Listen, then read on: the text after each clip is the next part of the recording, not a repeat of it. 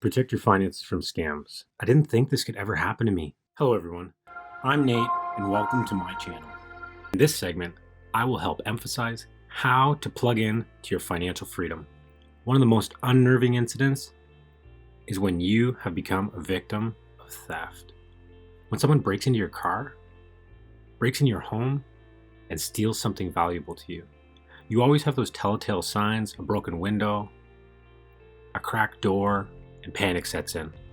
We all have had something like this happen to us, and most of us try to protect that property with anti-theft devices so it won't happen. But when it comes to protecting our digital property, we seem to be okay with just leaving the proverbial car in the driveway with the doors wide open and there's no safety features in sight. Protecting our digital property, passwords, PINs, has never been more critical in these digital times.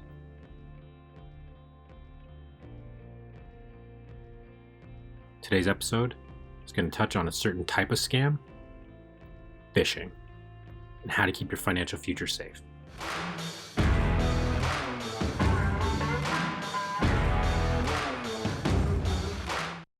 This is a hobby for me. I am not a financial advisor. This is not financial advice in any way, but just clear-cut ways in order for you to figure out what phishing is, what scams are, and help to keep you safe. There's so many phishing avenues used. We can only cover a few, or else we'd be here for days, and we will help you in how to defend against them. Keep watching to find out at the end how to stop these scams and protect yourself, protect your future, protect your finances. To start, if you're a victim of any of these methods, you can feel helpless and usually panic will set in when you're trying to get a hold of the people you need to in order to get back into your accounts, back into your email. The person performing these malicious acts is usually a few steps ahead of you and will be able to close your access to anything associated with you once they get your information. Even when you're aware of phishing scams and are careful with how you store and share your information, there can be situations that catch you off guard. Let's go phishing. What is phishing?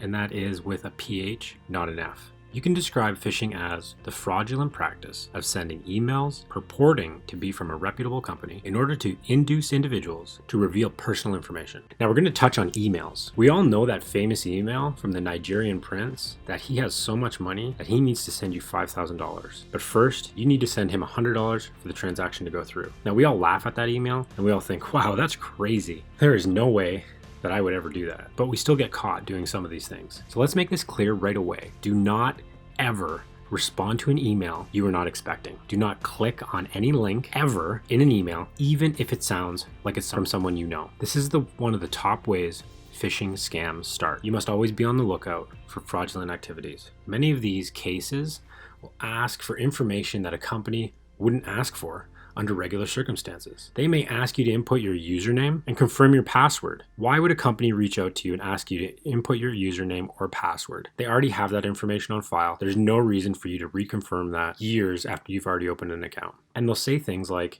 you need to do this or else we'll be closing your X account, your Netflix account, bank account, PayPal account, whatever account it is, and they want you to panic. Once you are set into panic mode, this is how they get you. And when you're in panic, you don't think straight. They may represent themselves in the email as a legitimate looking PayPal email, a bank email, or a Revenue Canada email. There are plenty of editing programs that one could manifest these in minutes to pull off a phishing scam. They will send you to websites that look legitimate, but you need to be careful. There's spelling that is off. In the word Canada, they switch the D and the A at the end, something that is very subtle. For example, it may say Revenue Canada, but at the end, E and the U are reversed. It's usually something small. That, or the web page they send you, is an unsecured web page and only has HTTP, and it does not have the HTTPS in front of it. So what do you need to do? Look for spelling mistakes. If it looks like an urgent email, the best practice is to contact the actual source through a different means. Do not use the email you were contacted with. Do not visit the website that you were contacted with, or any numbers they have provided. You must keep your financial future secure. One of the easiest ways is to right-click on the link and view it in a different tab, and it will show you what the link actually says. Now, why are these ways so successful? Because you're caught in your norm. An email comes in, it looks legitimate, and you miss the spelling mistakes. You miss the fact that they spelled your name completely wrong. You click the link, it brings you to a page that looks familiar. Now, we need to ask, how is it that they catch us in this when it seems so silly when you look back at it? When you see other people and you analyze the situation, you're like, well, I would never have done that. Sitting back right now, it can be easy for us to think, well, that would never happen to me. Since this works is because they've made a proposal that has terrified you or has made you upset. This is usually an email that explains money's been removed from your account. Your account is in default. Your TV you purchased with PayPal is being delivered. All you need to do is confirm the delivery. Any of these things, you'd be like, what? Why is my money gone? I didn't purchase a TV. I'm not confirming this delivery. And you get on the phone right away, or you click on the link right away and you want to respond. Of course, if you get this email, make sure to call the company and double check to make sure your account has not in fact been drained. And maybe your son did just buy a TV with your PayPal account. If you choose to click on the link, then you subsequently put your username and your password in. This is where the phishing part starts. They now have your password, your personal information, you handed it to them, all the while because you thought you were checking an issue with your bank account, your Netflix account, your PayPal account. If a stranger showed up to your door and asked you, can you hand me your credit cards please? I'm from the gas company. And they didn't look like they were from the gas company. Would you hand your credit cards to them? Even though they drove a van, a big white van, and on the side of it says gas company written in crayon. Now that's pretty noticeable. Most of these fraudulent actors will take advantage of folks during crisis as well. And that is why I'm even covering this topic right now. Most recently, the CERB has provided a perfect opportunity for them. This is the Canada Emergency Relief Benefit. They will send out mass emails regarding Canada benefits telling you your payments are due. You only need to confirm your bank information and passwords. Stay safe. Stay smart.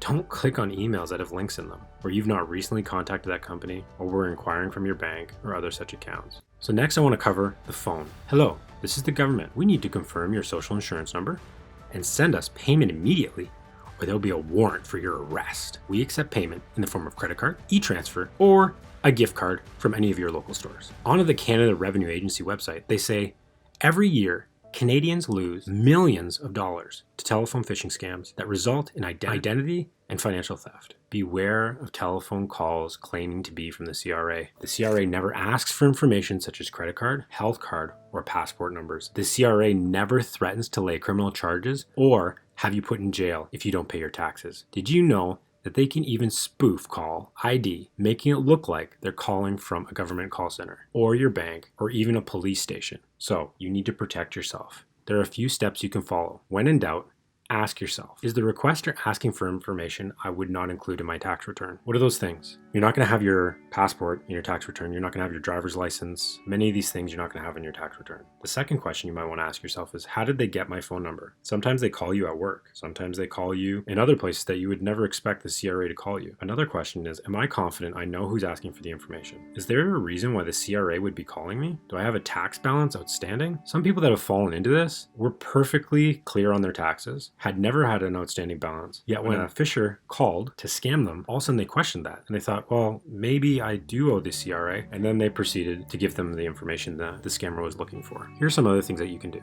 You can hang up on the individual or tell them you're going to call them back. Then, just as you would with an email phishing scam, call the source or go to the source's webpage. These may seem like silly scams, but can affect you and your financial future if you're not aware that they can do that, that they can affect you. There are plenty more types of these phone calls that we could go over, but don't have time. Be aware when giving confidential information over the phone. Many times a simple, can you follow up with an email? Here's my email address. Will help to find out if the situation is factual or not. Lastly, social media phishing. These might be some of the slyest scams you will see. A social media phishing scam is meant to offer something extraordinary. Here are some quick examples of social media scams.